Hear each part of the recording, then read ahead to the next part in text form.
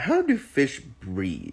Gills work the exact same way as human lungs. It's just simple diffusion. There's really thin tissues in there that are surrounded by blood vessels so that gas can get in and out of the blood as necessary. This happens as a function of the partial pressure of the gases. That is to say, out of all the gas pressure outside of the fish and all the gas pressure inside of the fish, what percentage of those pressures is coming from oxygen versus carbon dioxide? As long as there's a relatively higher pressure of O2 out there and a higher pressure of CO2 in here, they can diffuse across those membranes without expending any energy, which is important because without that, you could potentially be too tired to breathe. Fish up the ante on this even further with gulping and pumping behavior, forcing water across the gills, and also countercurrent exchange, where they pass blood through the gills in the opposite direction of the water flowing over the gills to really send those partial pressures through the roof. Then there's bore and root effects, where the acidity of the water dramatically decreases hemoglobin's ability to carry oxygen, or salting out, where the salinity of the water decreases the water's ability to have any dissolved gases at all. I could go on and on. Could the comet theoretically hit the Earth at just the right angle and speed where the Earth stops spinning? Yeah, sure. I mean, strictly speaking, I guess anything's possible. If you think about it, a comet or an asteroid with sufficient mass traveling with sufficient velocity at just the right angle that isn't quite tangential in the opposite direction of the rotation of the Earth could theoretically strike the Earth and completely rob it of its angular momentum and stop it in its tracks. Sure.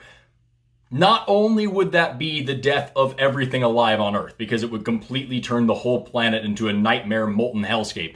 If that wasn't true, remember that angular momentum is conservative, just like linear momentum. So when you're driving in a car at like 45 miles an hour and then you slam on the brakes and your whole body lurches forward because you're still going at 45 miles an hour, even if the car isn't, everything on the surface of the Earth is moving at the speed of the rotation of the Earth, which is around 1,000 miles an hour. So we're talking plants, animals, buildings, oceans, everything being flung forward at 1,000 miles an hour. We're talking about death and destruction on a bonkers scale. So what's your favorite dinosaur? Therazinosaurus. It lived in Mongolia during the late Cretaceous period, so about 70 million years ago. It was 12 feet tall, and it walked up on two legs because it was a theropod, so it would have looked a lot like a Tyrannosaurus, but more of like a raptor-style head and neck situation going on, with broad leaf-shaped teeth for chomping through vegetation, because it was totally herbivorous. It had 4 toes on its back feet, which is weird for theropods. It gathered together in groups to lay their eggs together. We once found like, I think, 17 different clutches of eggs all right next to each other out in the Gobi Desert back in, I believe, 2013.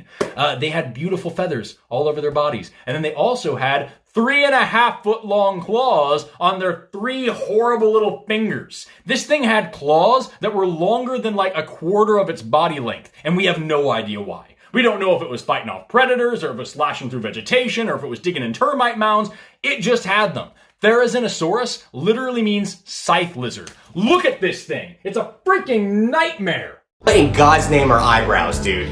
This is actually an awesome question, and in your video you had half of the right answer. It keeps dirt and sweat and stuff out of your eyes, but there's a way cooler reason that you have eyebrows. It's because humans are pack animals. We're social creatures. We live and hunt and work together in a group. So there's a huge evolutionary advantage for me to be able to tell you how I'm feeling without actually having to vocalize how I'm feeling. If you can tell from across the room whether I'm sad or scared or surprised or angry, that actually helps us in our communications and helps us to live together. It also helps us to hunt and survive. The same reason why you have sclera, these big white parts of your eyes are so much bigger than like almost every other animal, is so that you can tell what direction I'm looking in without me having to say, hey, look over there. So if there's like a predator or maybe some prey that we don't want to alert, you can still see what's going on. A lot of our face is just for communication and to help us live together as a tribe. You have special muscles for all this too. It's really cool. I don't understand species whatsoever. Hey there, I'm a biologist, and please don't feel bad for not understanding how this works, because the truth is, we don't either. There is no set definition for what a species actually is. What you described in your video, the idea that if 2 organisms can't interbreed to produce fertile offspring, we're going to go and call those different species,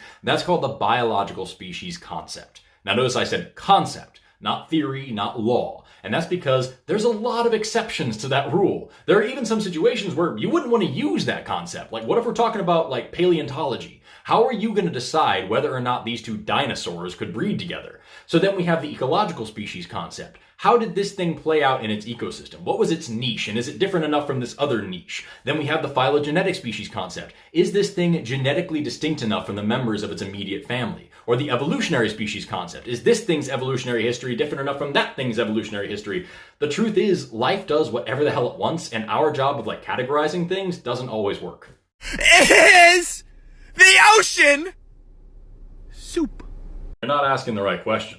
The question isn't, is the ocean soup? Of course the ocean is soup. Based on the parameters that you just laid out, the ocean is absolutely soup. Salt, water, vegetation, and animal matter, if that's all we're going off of, sure.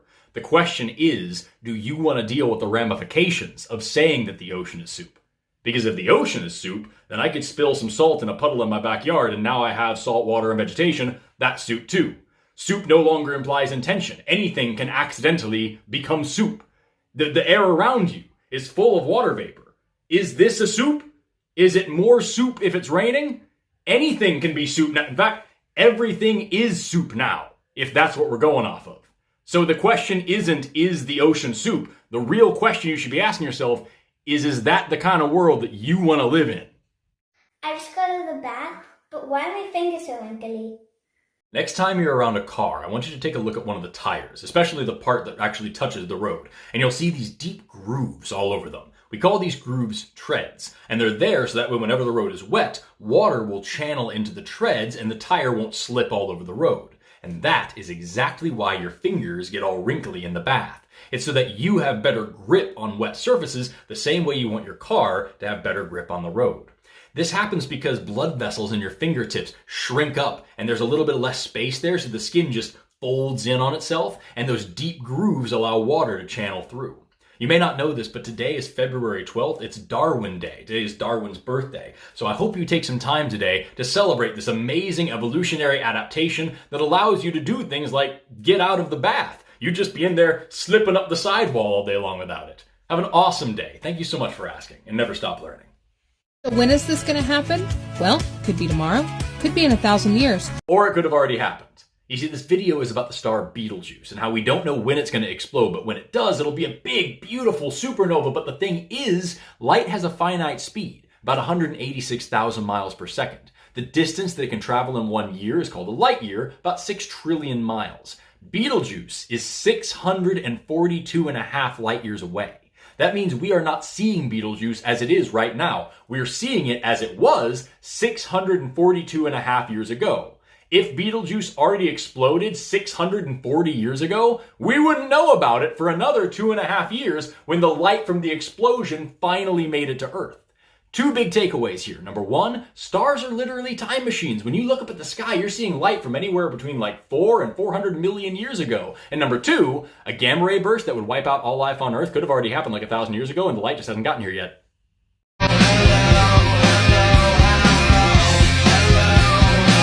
A lot of people have been tagging me in this video and like, yeah, obviously the hot gas is rising, right? But have you ever stopped to think about why? So just picture it for a second, okay? This gas is made of molecules. Because of the kinetic molecular theory, we know that all molecules are constantly vibrating. They're always in motion.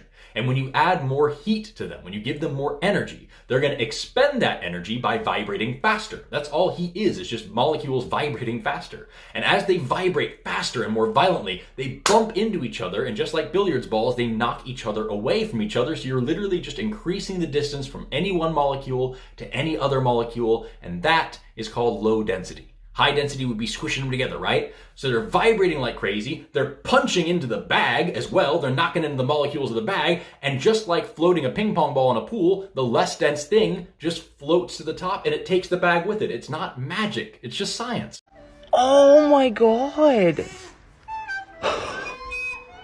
And that, ladies and gentlemen, is how leopard slugs reproduce. I wanted to show you the video first because if I just said this to you, you would think I was making it up. But they hang upside down from a string of mucus, they wind around each other, then their penises erupt from their heads, they wrap their penises up and rub them together because they're both hermaphrodites, so they're fertilizing each other's eggs by doing this. And if you watch the original video, they've got this big gaping hole on the side of their neck. That's called a pneumostome. It's how they breathe. So they're taking big gasping breaths while they do it, clearly enjoying themselves. And what's even cooler is that that's not even close to the weirdest kind of gastropod sex. A lot of snails use these funky little daggers, calcified darts, that they coat with hormones that make the other snail more receptive to their semen and then stab it into the other snail, and that's snail foreplay, I guess.